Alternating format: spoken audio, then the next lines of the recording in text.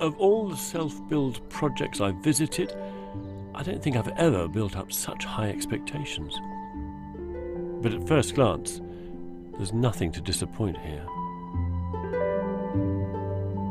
Now you see, I never thought this house was particularly big, but I always thought it was going to be well laid out, which it is. It doesn't need to be any bigger, does it? I mean, it suits you, it would suit a family. Yeah. Certainly suit a party.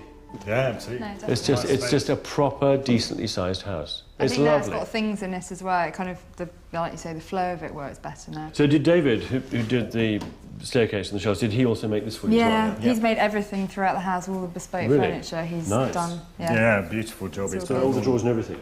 No, those are just high street drawers that we put together ourselves and he's clad. Oh, so he's customised it. He's wrapped around it and gobbled the kitchen with his oak. I recognise the table. That came out of the lorry, didn't it? Yeah, that was however many months ago. I think it's very amusing the way that you built a kind of a 1950s style building, sort of container for this collection of 1950s stuff. You know? It's the only way to do it, you know. Well, I'm thinking for the interior out, so I suppose that's how. Which is probably why it looks so at home here, why it looks so appropriate. There's something else which is also very evocative of that time, and that is books. Well, I think books are beautiful. I think that's the other thing with that unit as well. The back side of the books is always a forgotten part of it. Lovely. And you've got a big collection of ceramics and pottery. Yeah, more accumulated stuff from just various sources that Chris has been dragged around most places. Catherine's magpie instincts have led to a place that feels like it was decked out in a bygone era. But it is, of course, right here, right now. Its success is not only down to how the house plays with space and light, but also how it plays with time.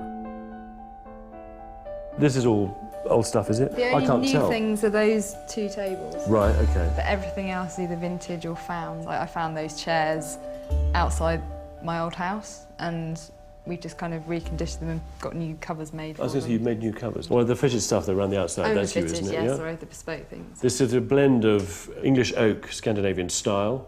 It's kind of what it is. It's a hybrid. Yeah. But is this your kind of thing, Chris? I mean, are you into any of this? Or is it, do you just not mind? Well, it was more a case of I didn't mind. But now it's all in place and I can see it. I love it. It's amazing. But it's because this is how Catherine always envisaged it. She knew what she was doing. Well, but does it feel as though you're living in Catherine's house?